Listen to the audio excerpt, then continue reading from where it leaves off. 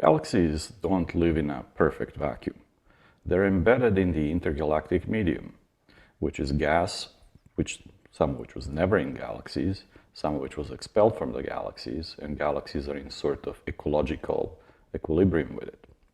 So briefly, intergalactic medium is baryons between galaxies.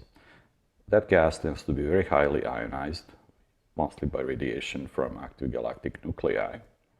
And like any other test particles, it follows the evolution of the gravitational potential of the large-scale structure, forming voids and filaments and sheets, in other words, just like those structures we've seen in numerical simulations. And because of that, it's also sometimes called the cosmic web.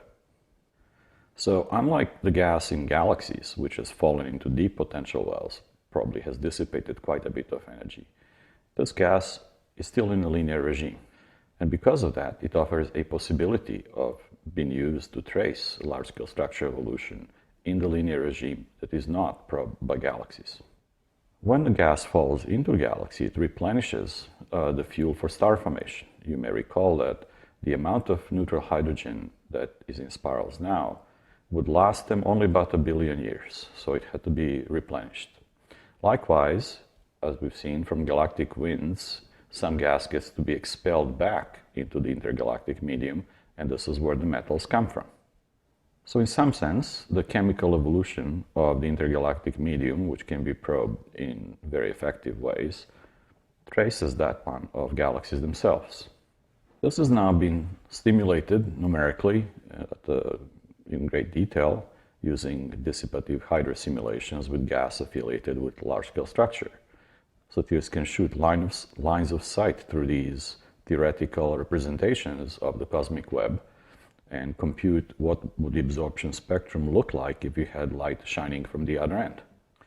So this actually provides a complementary way to study galaxies and their evolution. Typically, we would look for galaxies in emission, or visible light, or maybe re-radiated far infrared from the dust or something like that. Here we don't look for galaxies in emission. It doesn't matter how bright they are, or if you can see them at all. We're looking for galaxies in absorption.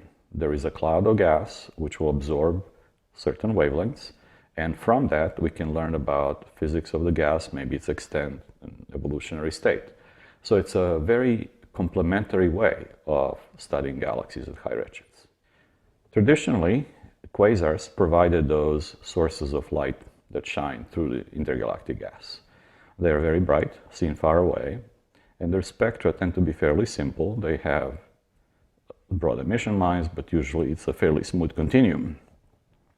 So any absorption lines due to the clouds will be easily distinguished against such a continuum source.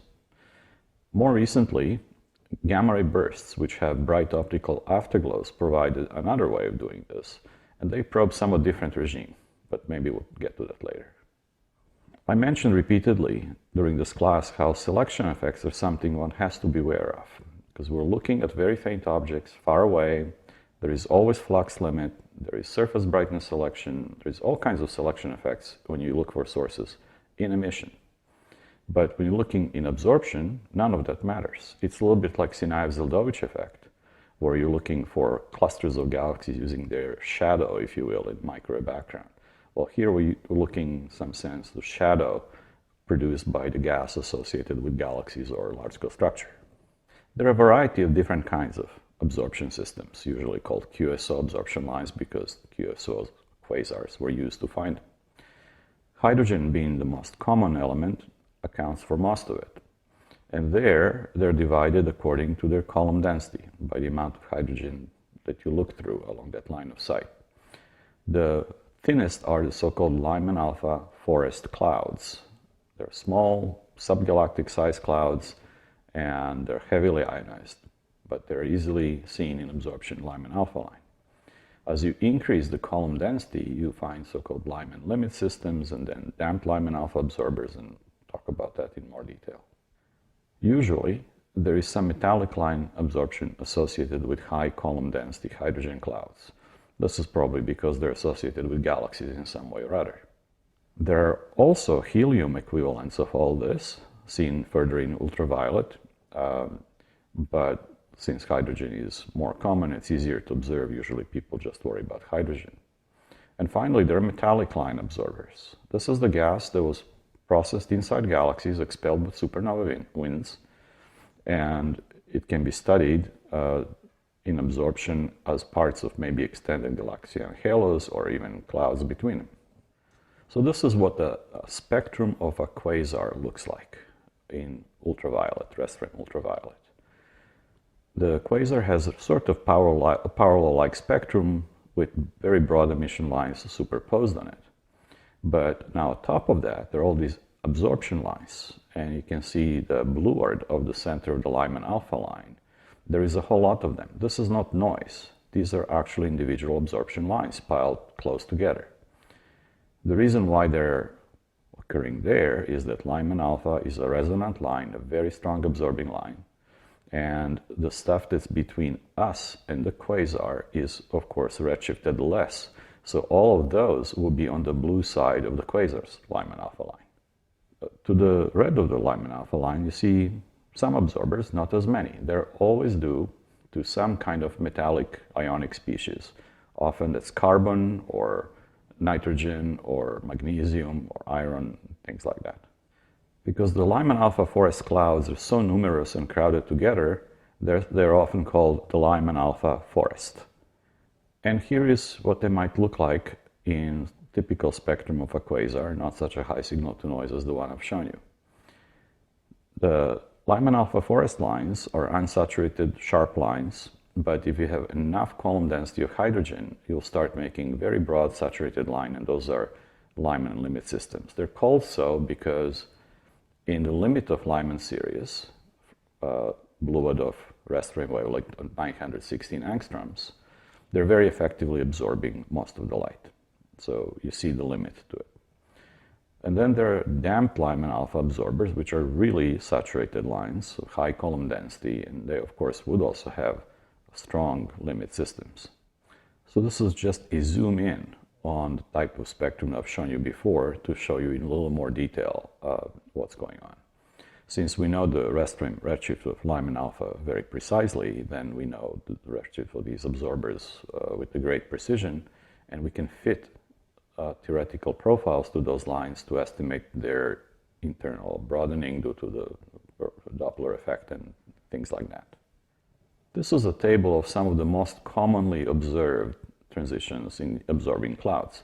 Not for you to remember, but it's a good table to have somewhere should you ever need to look up such things. And you can see they're all in ultraviolet because that's where we're observing quasars which are now at high redshift. So how do we quantify that? This is a very general discussion of absorption in transparent plasmas, if you will. And there is some atomic or ionic species that absorbs at a particular wavelength. The strength of the absorption, which can be measured as the equivalent width, which is defined as the width of a rectangular line that would cover the same area, sort of integral amount of absorption. That equivalent width is obviously going to be proportional in some way to the number of absorbers along the line of sight.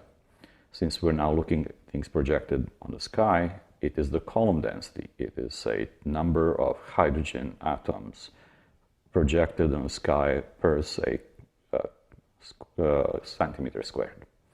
And in case of hydrogen clouds, the relevant regime is in 10 to the 12 or so, which is the weakest clouds we can detect, to about 10 to the 21 hydrogen atoms per square centimeter projected along the line of sight. Incidentally, if you were to take the Milky Way disk and squish it into a plane, the surface density will be about that much, 10 to the 28 or 10 to the 21 atoms per square centimeter. The physics of this is well understood. It is very well-established atomic physics. And at first, as you increase column density, you have proportional growth. But then there is a little wiggle as you start saturating, and the line can't be any deeper than complete absorption in the middle, so zero transmitted flux. Then it can only go wider, and so then it starts growing up again. The exact position of this wiggle depends on the Doppler broadening that's present in the line. And so by studying the equivalence width, by calibrating this, we can then measure observed properties and find out both what the column density is and also what Doppler broadening is. Another thing that we can do is we can count how many clouds do we see per unit redshift, and then therefore per unit area projected on the sky. And from that, we can infer what the relative sizes of these absorbers are. And find out, as far as hydrogen is concerned, the higher column densities are corresponding to smaller sizes. They're rare. And that's easily understood because the higher column densities will presumably correspond to inner parts of the galaxies, whereas the outskirts will be much thinner and obviously bigger. Likewise, different ionic species show differences in absorption cross-section like this, and that's probably partly due to their spatial extent and distribution. Next, we will talk in more detail about hydrogen absorbers of different kinds.